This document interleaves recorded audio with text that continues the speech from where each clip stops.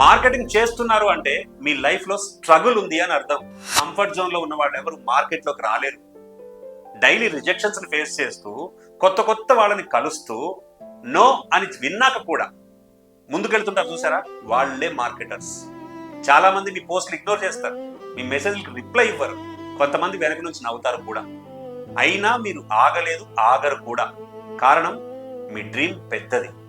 గుర్తుంచుకోండి, మార్కెటింగ్ చేస్తున్నారు అంటే మీరు వీక్ కాదు.